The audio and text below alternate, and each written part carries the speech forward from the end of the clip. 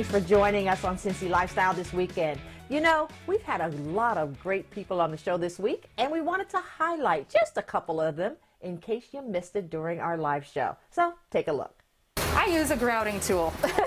Wow, you don't mess around. No, because we make so many of them, it goes much faster with the grouting tool, and it's nice because it's rubber and you can throw it in the dishwasher. We're talking about making her tamales with Jen's Hat Tamale food truck. On any given week, Jen can be making dozens and dozens of tamales, along with other Latin and Peruvian-style street eats. I do all sorts of things. I do Mexican sandwiches, called tortas. I do tacos. I do a sandwich called pan con chicharrón, which is a Peruvian pork sandwich with sweet potato and Peruvian salsa. And then we also do street corn, the elotes, and then we also do something called papas a la huancaína, which is Peruvian potato salad. And getting down to the basics, a tamale is like an all-natural, pre-packaged, moist corn muffin stuffed with either meats, veggies, or whatever sparks one's fancy. I think the first thing that makes a good tamale is the batter. Yeah. So the batter has to be, moist, and it has to be really light. And the filling, it's all about the way you cook it and the sauce. So this is our batter, which I made already, and you can make it easily in a mixer. I use a paddle, you can use a whisk. The key to a good batter is to make sure when you think your batter's ready, put a little bit of it in some cold water and make sure it floats. If it floats, you're good to go. I do a lot of research too, old recipes, new recipes, and I play around with them a lot. And I really try to go for that authentic flavor and authentic, like a balance between everything. Yeah. So it's not just, all the meats are slightly sweet. No, everything tastes different, and I try to achieve that balance between, that saltiness and that nice sort of fat that you get from the meats, and some of the meats, the way you have to cook them, the way you have to render them, and then always, citrus, that nice sort of acid frame around the food, so that you get this nice balance and then a little bit of spice. All right, here we go. Wow. That is really light. Yeah. And that is really flavorful. Oh my God. I could eat like 12 of these. Oh God, the food, and it's fun. I mean, it's hard work, right? It's not really glamorous, but it's that good hard work, where you're just exhausted and you're like, okay, let's go back at it,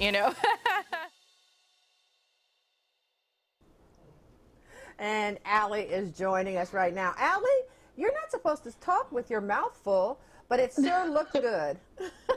They were so good. Honestly, I was not joking when I said I could eat 12 of those. I definitely I've been to lunch with you, Allie, and I know you're not joking. The extra sides of cheese, the extra sides of tamale, it's okay. And the options that she gave were really awesome.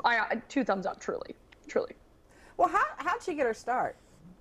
Yeah, good question. So she has an interesting background in the sense that she's not originally from here, but the flavors in which that she was inspired by, she's from Chicago. So when you think of Chicago, there is a heavy Latino presence there, and they do a lot of the tamale food trucks and just mixing and matching with different spices in that world, and dealing with and working in kitchens and just getting to know the food there in Chicago. And believe it or not, when she added the Peruvian items to her menu, she was an archaeologist in Peru for quite some time. So that's kind of where she found those 2 collaborative flavors and culinary experiences. And then she ended up moving out to Cincinnati for a job that didn't work out. And she says, hey, you know what? The cost of living is cheap. Why don't I start my own tamale business? Because of her experience in Chicago and her inspiration that she received in Peru. So she started out as a pop-up market in 2016, and it was doing well. And she decided, you know what? I'm going to start a food truck in 2019, and here we are. Okay, so Allie, first of all, you and I need to go there for lunch. You'll have to come get me and take me.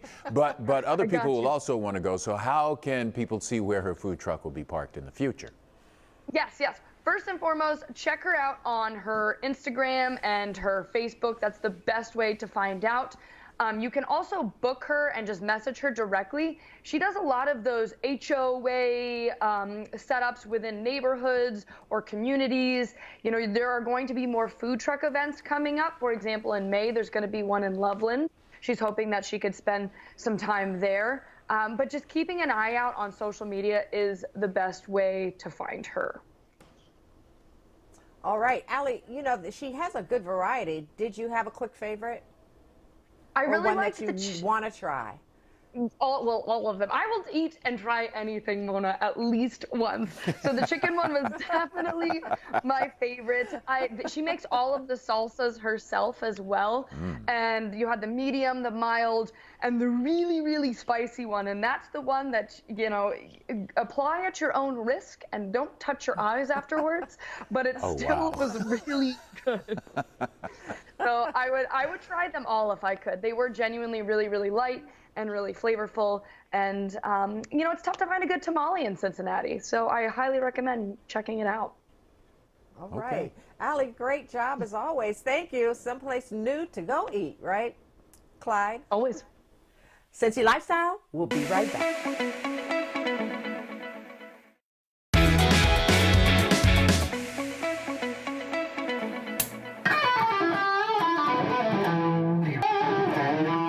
I never thought I was going to be a rock star or anything like that. I never had that goal, and I don't know that any rock star who's successful does.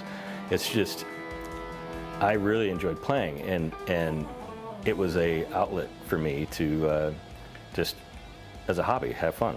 Fast forward to today, Kyle's a bit of a rock star and a mastermind in his own right, because he's built KSR Amps from the ground up, combining his background in engineering with his passion for guitar playing. He designs and engineers every guitar amp, switch system, and mod, and will test each product after production, which is made possible because KSR Amps controls every step of production in-house and fosters an environment of innovation.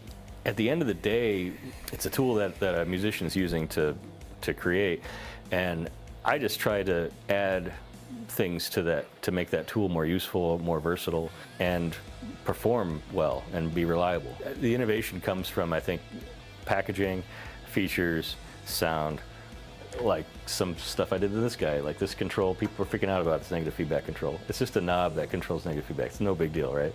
But that to a player is something really powerful. And powerful enough for bands like Killswitch Engage, along with guitarists Devin Townsend and Joe Satriani to invest. And it's not just the musicians who are invested in KSR Amps.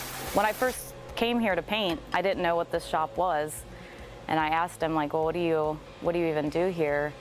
And when he told me, I was just like, wow, that's really awesome. So I was immediately interested and joked around immediately, like, I'd probably end up working here. And then here I am. And like many jobs, it's the culture and team dynamic that makes it worth waking up in the morning. So the best way to describe the KSR team would be productive, practical jokers. That's funny. Corey is legendary around here for playing random songs on the Alexas. Personally, I really love the products here, and I believe in the products, which is why I'm here. I think it's the team and the element that we all bring to the table is why people enjoy it so much and why people want to be a part of it. It's a really well-known company. Our internet presence, people see us and they just really want to be a part of it. They're always talking about, I want to stop by, or where do I apply is the main thing that we get on our social media. And at the end of the day, there's still that one underlying theme that brings each and every KSR amp enthusiast together. And that's simply the love of music. If you're looking to get a breakfast treat with a new and different twist, then you'll need to check out a craft donut maker in Findlay Kitchen. She's taking unconventional flavors and turning them into delicious pillows of delight. So let's check in now with Karina Rice, the owner of Gadabout Donuts. Karina, thank you for joining us this morning. My pleasure. So what made you want to open a donut shop, and where did the name come from? Certainly. So the name comes actually from my great-grandma's journals. She would talk about gadding around town. gadabouting around town, and that actually just means going around town to different social activities. And we started out as a pop-up shop, going around to different coffee shops and breweries in the Cincinnati area, and so that's where the name came from. We felt like it was a perfect fit, and we got into donuts because one of the amazing things about donuts is that just in donuts, you can do so many different flavors, and there are so many different styles of donuts. So it's kind of one thing, but there are so many things within the one thing, and the opportunities for creativity just abound. Yeah, I was noticing that on some of your social posts, such unconventional flavors as grapefruit, peppermint, Yes. and a wine, a wine poached pear fritter. So talk about how some of those came about and how they came about. Certainly. So one of the ways that I find a lot of inspiration is to follow just lots and lots of different food accounts, particularly on Instagram, different bakeries, donut shops, but also just like different cooking sites, and see what flavors are popular, see what's trending, and then figure out how we can put our own twist on things that might be kind of normal, like pears aren't unnormal, but to put them in a fritter and to poach them in wine, and do that as a fritter is just something that you don't really see every day, and it's extra delicious, and it's a lot of fun to find such neat ways to put different flavors into donuts. Oh, I'll bet. So can you tell us about something that we might be able to look forward to on your menu? Certainly. So right now our flavor of the month is a hibiscus lime donut. So it's a brioche dough, and then it's got this bright floral hibiscus glaze, and then in the center we have a sweetened mascarpone lime. It's kind of like a heart in the center there, and it's so delicious. And then next weekend we'll also have a special with what do you call it? Baseball donuts, since opening day is coming up, and we'll have our favorite apple fritters as well. So if people want to learn more or perhaps stop by, how can they connect with you? Certainly. So Instagram is where we're the most active. You can always see what our menu is and what our current weekly specials are. And then we are doing pre-orders right now due to the current state of things. And so you can pre-order Monday through Friday, and then pickup is on Saturday morning at Finley Kitchen. And there's a link in our Instagram bio, or it's just gadaboutdonuts.com. So excited about about what you do, Karina. Thank you so much for talking to us this morning. Thank you. Well, our next guests know firsthand that parenting is a hard job. They're the comedic duo behind the social media account called I Mom So Hard. And now they've come out with a children's book. And right now I want to welcome Kristen Hensley and Jen Smedley, the authors of the book, The Meanest of Meanies. Thank you so much, ladies, for joining us. And I've got to ask, what made you decide to write a children's book? Well, we weren't going to write a novel at this point. We're too tired as moms, especially after the last year. But we wanted to write something that both kids and their parents could enjoy reading. So I think The Meanest of Meanies, a book about love, kind of does that. It sneaks in a little lesson, but it's funny for everybody. So you know what? A lot of your followers on Instagram say they love it because it's so real. And you've got this let's be real attitude. So talk about why that's important to you.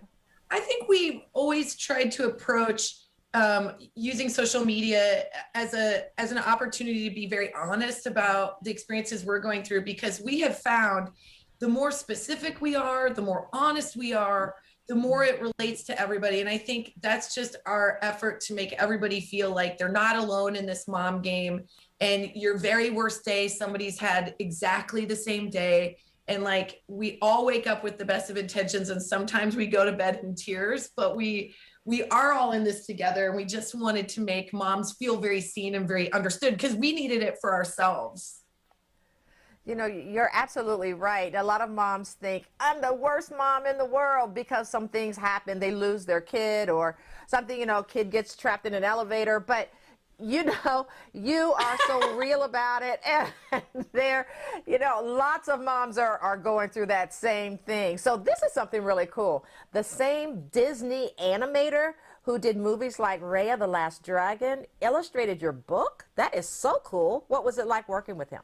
Well, first of all, it was the power of like the mom mafia, because it was a friend of a friend, and Paul's wife is a fan of I Mom So Hard. So This was a coup It for was a us. network in of a moms million that- years. Yeah, in a million years, we never thought this would happen. But luckily, we got the opportunity to work with him. And what he did that was so special is he really listened to what we wanted to try to convey. And then we worked really well together, just saying like, can we make the brush of the hair look like it's pulling even longer? Because that mom's like walking behind her, and he would do it. And he just brought this perspective of warmth and joy, and it could not have been a better experience. He brought this book to life.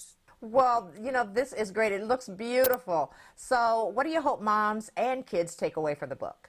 Well, the messages that we've gotten from moms so far, which have been so fun So for us sweet. to get, have kind of nailed what we wanted to have happen, which is they get to spend some time reading a book that makes their kids laugh. There's all kinds of little jokes about toots and stuff like that in there. And then there's all these sort of higher level understanding for the parents. Yeah, like a tongue in cheek to the mom, saying like, hey, we see you. We know you're trying to raise a civilized human, and that kid just thinks you're mean. Yeah. But then at the end, of course, is a love story. Yeah. We hope that she kind of like closes the book at the end of the night and is like, yep, okay, I'm doing okay. And the kid's like, I see what you did there. You taught me something. You taught me something, and I don't know if I like it. I have no doubt that moms and kids are going to enjoy this book, probably dads as well. So how can people find Meanest of Meanies? That's right. Meanest of Meanies. It's available. You can get it at your local bookseller. Go to your small bookseller, and you can also find it online or wherever books are Any sold. retailers where books are sold. So kind of everywhere. Okay, that's great. Call us. We Meanest have of Meanies. We've got it. Meanest of Meanies sounds like a great book. Jen, Kristen, thank you so much for talking to us today. Now, don't forget, you can always connect with Cincy Lifestyle on social media. We post all our guest segments and community stories on our Facebook page. We've got behind-the-scenes pictures on our Instagram. So be sure to like, follow, and subscribe. And we'll be right back.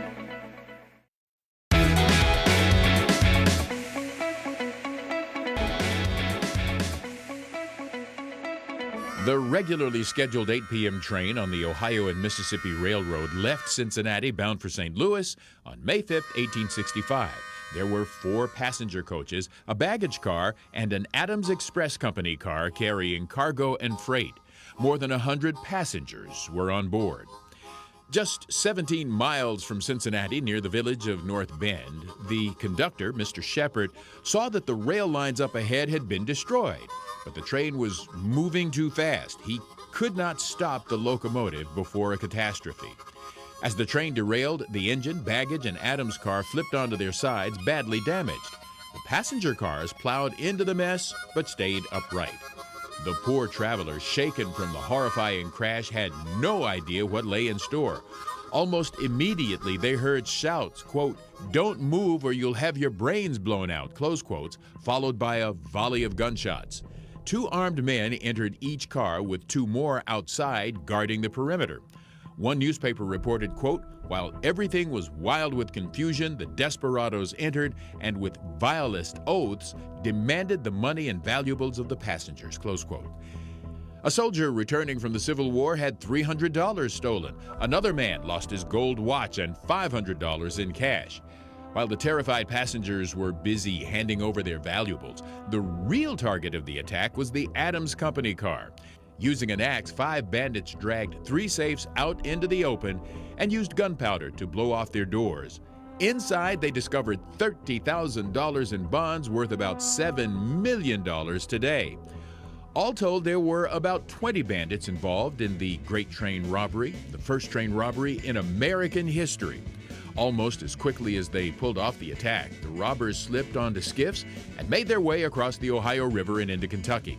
In the Bluegrass State, they stole several horses and headed into the central part of the Commonwealth.